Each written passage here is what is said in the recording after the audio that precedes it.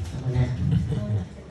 Bago po ang lahat, nais ko pong magpasalamat muna sa inyo po ibang klase yung pagmamahal na binigay niyo kay Mama. You really made her feel na parang she's achieved her goal in life. Kagaya sinabi ng utol ko, yun eh. Parang wired siya talaga to love and care for people. No matter who you are, no matter where you're from, she will make you feel na she's present. So yun na. Okay. Alright. Sige. Honestly, hindi ako nagsulat ng anything because siguro masasabi ko lutang pa rin kami for the past few days. Mama made sure that she was healthy. Dahil, not because of anything, but because she felt like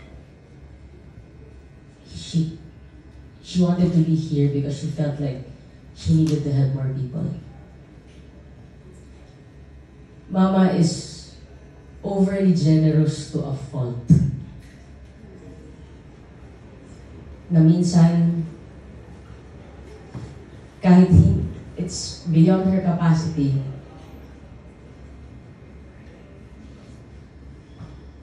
ibibigay pa rin at ibibigay niya. I loved her for it. Sometimes I'm frustrated by it. Because hindi siya namimili. So there's always people who would end up taking advantage of that. Which pissed me off.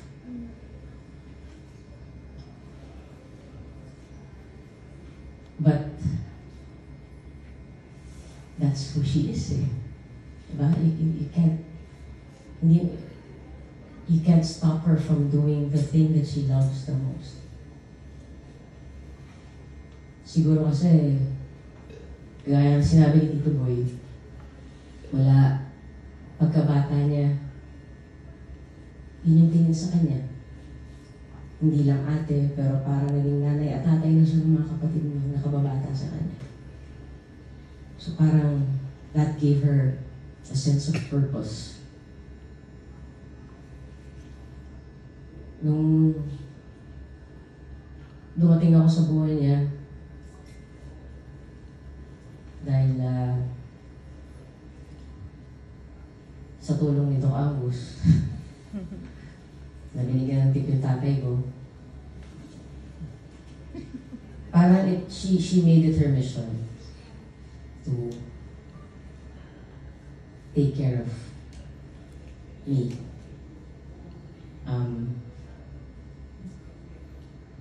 Nobody knew naman na mapupunta ako sa larangan na to eh. Hindi naman kami showbiz family.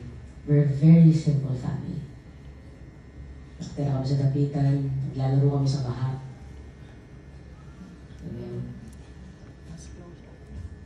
Pero for God's grace, nadala ako sa industriya na to. And it still amazes me na hindi ko alam kung paano niya na-navigate in complexity na napakagulong industriya ng showbiz. Kasi hindi naman artista si Mami. Ma-PR lang siya. Pero hindi ko alam kung paano siya nagkaroon ng vision na dapat marunong kumanta to kasi hindi siya forever cute. Although ito nga nagkamali, cute pa rin ako.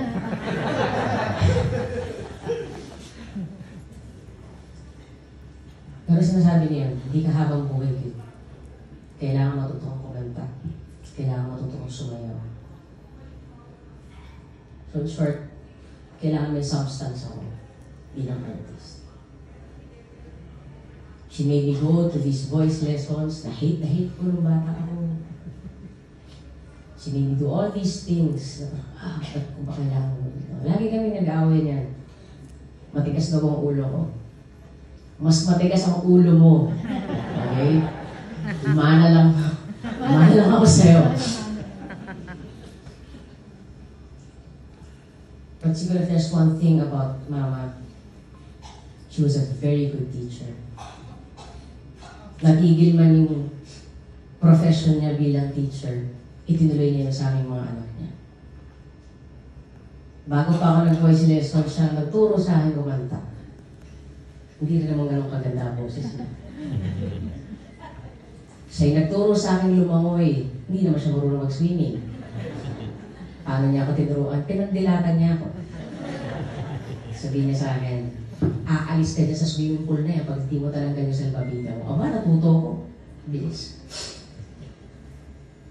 She was very strict. Hindi siya yung kagaya ni Liza. Hindi siya kagaya na ibang nanay na bibilugin yung ulo mo porque anak ka. Never ko siya narinig na sinabing ang galing-galing ng anak ko. Hindi siya naman. It's either kulang sa puso, hindi mo nilalapit yung mikropono mo. Andito yung mikropono mo, andyan boses mo. Lagi may critique. And of course, at a very young age, di ba? Gusto mo lang marinig, galing ng anak ko. Di ba? Hindi siya naman. But, if she liked yung ginawa ko, sasabihin niya, okay yan, bata. Naramdaman ko yan. Never the word magaling ka. Laging naramdaman ko yan.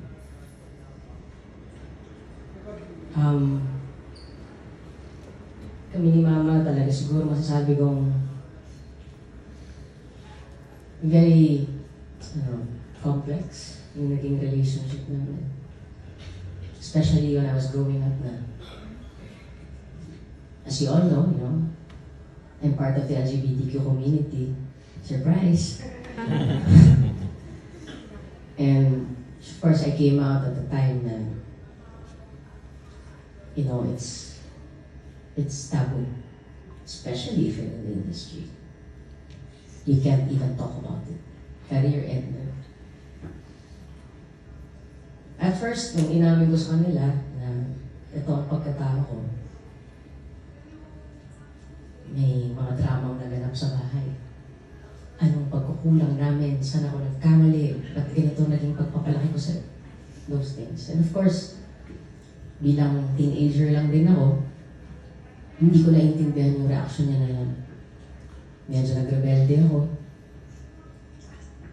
Munti ka na ako maglayas ng bahay nun, dala ko na yung bag ko. Kaso umuulan, so bumalik ako sa loob ng bahay. Of course, comfort over pride. But there was one time na nakipaghiwalay na ako sa first girlfriend ko. So finally, nag-usap na kami about it. And she said, hindi naman ako galit na meron kang girlfriend. Sabi ko, why? Ang ayoko lang ay bad influence sa'yo. Dahil lumalagpak yung mga grades mo. Nag-aaway tayo dahil sa kanya. And from there, doon ko siya talaga sobrang na-appreciate. Kasi, doon ko naramdaman na, as a mom, she do everything to understand me. To understand and accept that whatever makes me happy, magiging masaya siya para sa akin. And from then on, she became my fiercest protector. As in,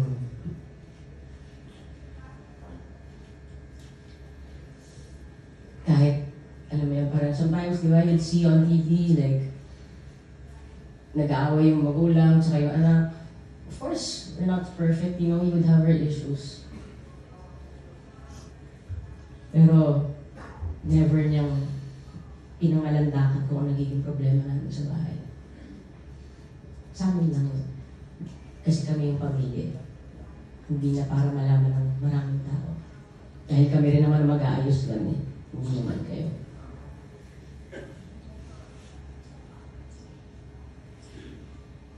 Maraming tinuro si mama sa akin. Pero ang lagi niya sinasabi sa akin na dapat marunong ako makisama sa mga tao. Hindi porke sikat ka, wala laki ulo mo. Nung lumalagpak yung grades ko nung sa school, nung sinabi niya sa akin, hindi ka magtitimo sa eskwela, kaya kitang tanggalin dyan sa pag-aartista mo. So it only goes to show that she values character more than anything else.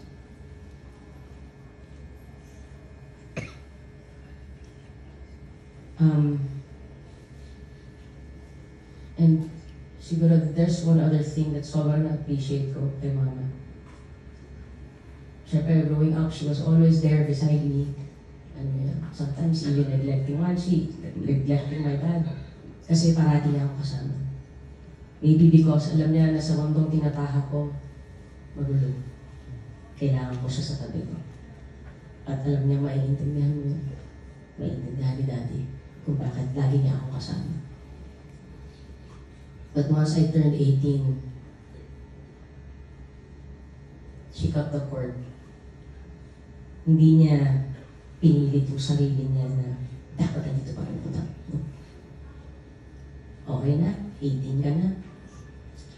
Magbo-ballroom na ako.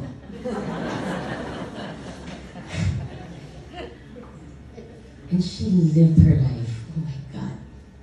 Kasi di ba minsan, hirap na para sa ating mga anak na parang pag tumatanda yung mga magulang mo, kailangan mong isipin kung ano ba sila while you are building your own life. Hindi niya ginawa sa amin yun.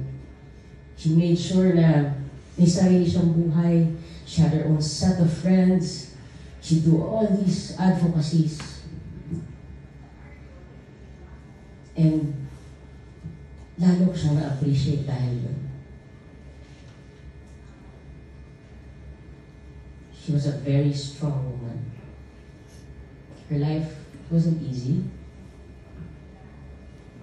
Pero despite the trauma that was passed on to her, despite the pain and the big responsibility that was passed on to her, she made sure na mapalaki niya kaming mga anak niya in the best way she knew how. It wasn't perfect. But, di ba? Who is? We turned out okay.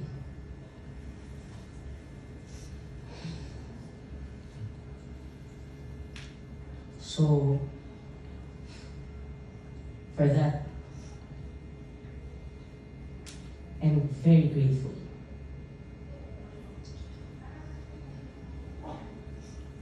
I'm very grateful that she was my mom.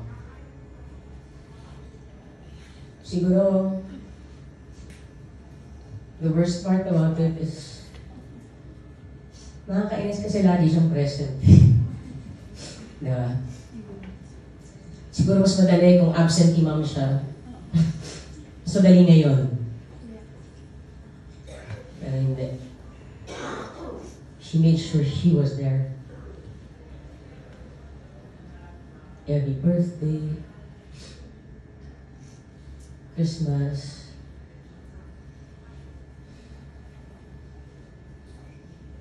present siya para libagan ako.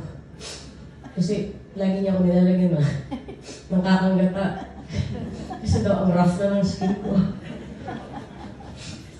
Oh, yan. Oh. Sige, tanggalin mo yung libag ko dyan.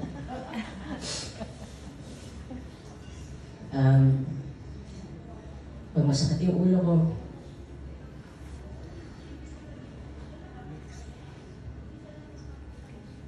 lagi na ako minamasahe.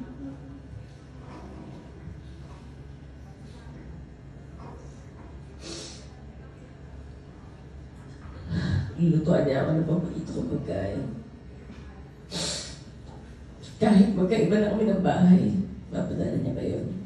O, luto na. Anong gusto mo? Hassle kasi nagka-diabetes ako, so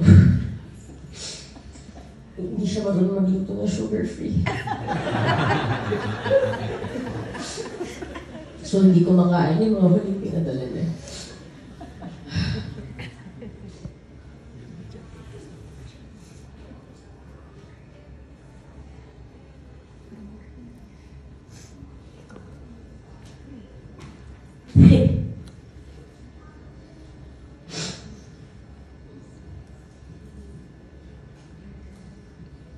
Siguro I'm just glad that she heard my new album before she passed. Buti na lang traffic sa Marikina. Kundi, hindi niya narinig yung buo. And she told me she was proud of me. So it sucks that, you know, she will be there to watch every year like she used to.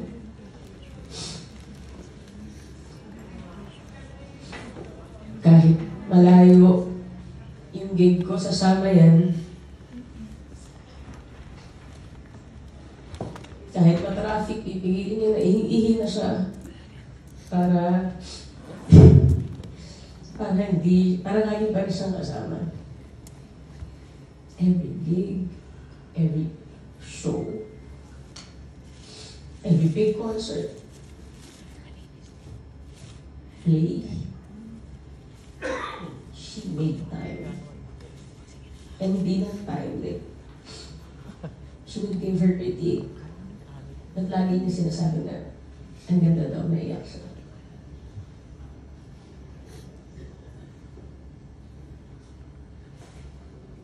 Hindi ko alam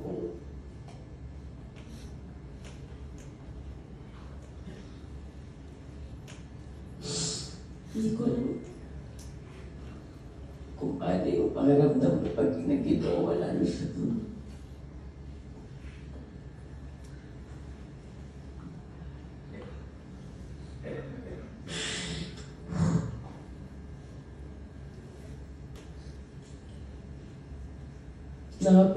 Sumakay yung pakiramdam ko.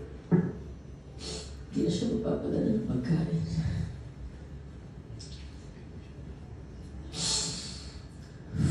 Diba? That's the price of love. Right? It leaves a big hole that I don't think will ever be filled. You just have to learn how to live with it.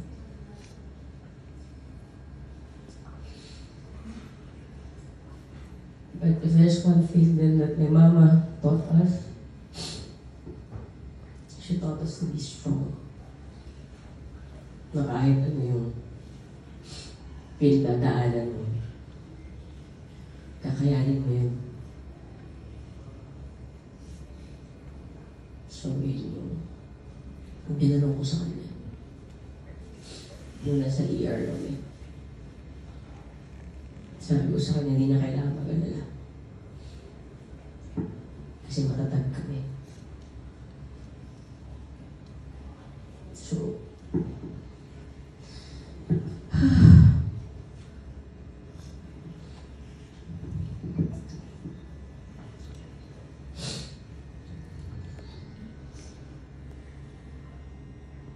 thank you. Thank you.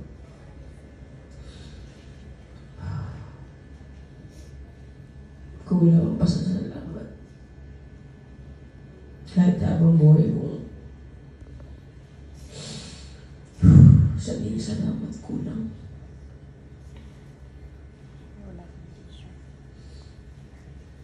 Pinatatawad kita. Sana pinapatawad mo rin ako.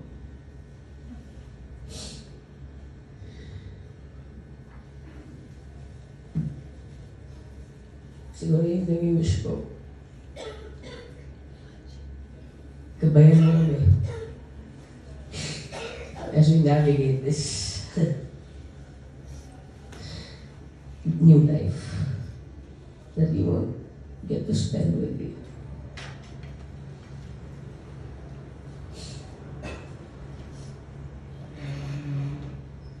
Mahal na mahal kita, Mama.